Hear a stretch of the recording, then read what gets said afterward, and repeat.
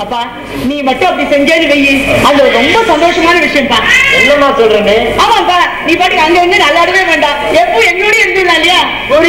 ஆமா இப்படி புரியல குழந்தைகள் 1000 எபிசோட தாண்டி போயிட்டு இருக்கு.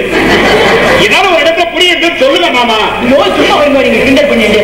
அப்பா இந்த பாரு இன்னைக்கு மூத்த பிள்ளை வீட்டுல தான் டேர்னு, அங்கதான் போய் சாப்பிடுன்னு சொல்லக்கூடாது. நான் கோவிலுக்கு போயிட்டு வரேன், வந்து உனக்கு சாப்பிடுறேன். வந்து தேங்காய் தோயை அரைச்சிருமா? அதான் பிள்ளையார் கோயிலுக்கு போறேன், 2 முடி திருப்பி தருவான். அவன்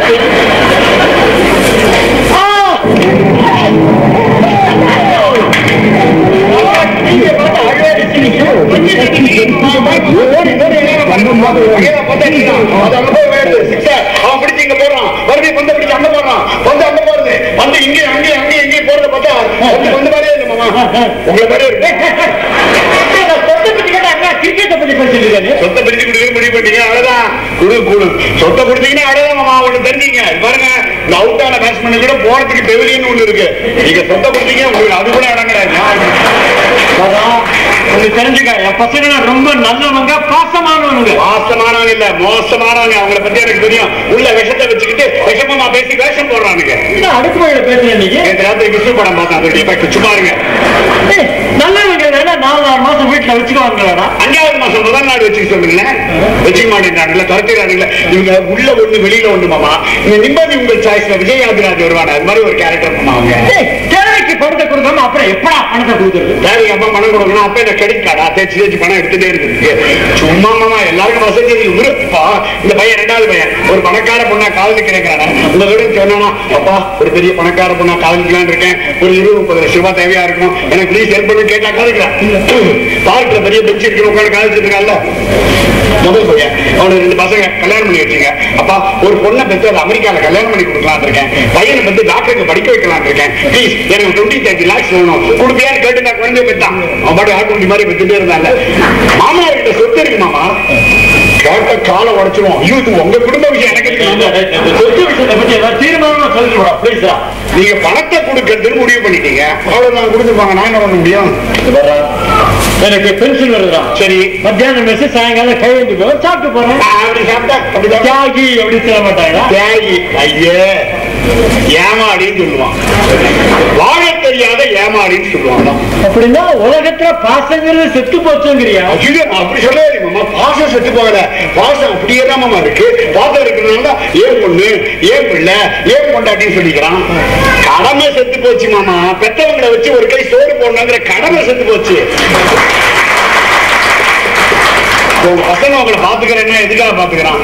அப்பாங்கிற பொசிஷனுக்காகவா? இல்ல உங்களை சுத்தி இருக்க இந்த 22 லட்சம் ரூபாய் டெபாசிட், 250 பவுண்டு, இந்த வீராமங்கலம் ப்ராப்பர்ட்டி, சேத்தியாத்தோப்பு ப்ராப்பர்ட்டி, மெட்ராஸ்ல 6 வீடு கிட்ட வாடகை விட்டுறீங்க, 8 லட்சம் ரூபாய் ரொட்டேஷன். உங்களை சுத்தி இவ்வளவு பிகர் இருக்குல்ல, எல்லா பிகருக்கும் சேர்த்து அப்பாங்கிற ஒரே பிகரா பாத்துக்கிறான். என் ஃப்ரெண்ட் ஒருத்தர் ஸ்ரீபந்தன் பேர் உயிரோட இருக்கும்போது சொத்தெல்லாம் பிரிச்சு கொடுத்துட்டான். இப்ப நல்லா தானே இருக்கான். ஒரு சேனல்ல இப்படி நடக்கிறதுனால எல்லா சேனல்லையும் இப்படியே நடக்கணும் எதிர்பார்க்க. அப்போ சொத்தை பிரிச்சு கொடுத்துட்டா அவ்வளவுதான். இந்த டிஸ்கவரி சேனல்ல வர மிருகங்கள் மாதிரியா காடு காலா மலை மலை பிரிச்சு கொடுக்கலன்னா அவட வீட்டுல WW ரொம்ப கசப்பா இருக்குடா. அப்படிதான் இருக்கும், கசப்பா தான் இருக்கு. ஏன்னா உண்மை இல்லையா, கசக்கத்தான் செய்யும். இப்ப என்ன மாமா, உங்க பசங்களுடைய கலர் நீங்க தெரிஞ்சுக்கணும். என்கிட்ட வடங்க என்கிட்ட எவ்வளவு ஐடியா இருக்கு தெரியுமா? நான் எவ்வளவு மெகா சீரியல் பாக்குறேன், அதுல ஒரு பிளாட் எடுக்க முடியல. நான் பாக்குற மெகா சீரியல்லாம் அப்பனுக்கு பிள்ளைக்கு பாசம் இருக்கான்னு பாக்குறதுக்கு ஒரு சின்ன நாட்டு வைப்பான். எல்லா அப்பனுக்கு கிட்னி ஃபெயில் ஆயிடும். எனக்கு தெரிஞ்சு நான் பார்த்த 100 சீரியல்ல 99 சீரியல்ல எந்த பிள்ளையுமே அப்பனுக்கு கிட்னி கொடுக்காம எல்லா அப்பனும் செத்துதான் போயிருக்கான். மிச்சம் ஒருத்தர் இருக்காங்க, அவன் கொடுத்துருவாங்க. அது ஐடியா என்ன, அவனுக்கு பிள்ளையே கிடையாது, ஆனா செத்து போயிட்டான். 40 கூடத்தில் நடக்கிற விஷயம் 25 டிவியில் நடக்க முடியாது. 40 கூடத்தில் நடக்கிறதா 25 டிவியில யதார்த்தமா காமிக்கணும். அதனாலதான் இன்வால்வ் ஆகி பார்த்துட்டே இருக்க மாமா. போடாதெல்லாம் வெறும் பாடாண்டா. இன்னைக்கு படம், உங்களுக்கு நாளைக்கு பாடம். என் பசங்க நல்லவங்க, பாசமானவங்க. They are care of Sabapati. You are mistaken. They are not care of Sabapati. They are cash of Sabapati. சும்மா விடுங்க. உங்க பசங்க நல்லவங்களா எப்படின்னு தெரிஞ்சுக்கணும் அவ்வளவுதானே. என்கிட்ட விடுங்கன்னு சொல்லிட்டீங்களா? மெகா சீரியல்ல பிளாட் எடுத்து விடுறான் பாருங்க. இன்னைக்கு சாயந்தரம் 5 மணில இருந்து உங்களுக்கு 2 கிட்னியை பைலியா சும்மா ஒரு செட்டப் டாக்டரை வச்சு அப்படி ஒரு டூப் அடிச்சு பார்ப்போம். டூப் விட்டா அப்புறம் உங்க பசங்க அடிக்கிற லூட்டில நீங்க கிட்னி பைலாகாமலே செத்து போயிடுவீங்க.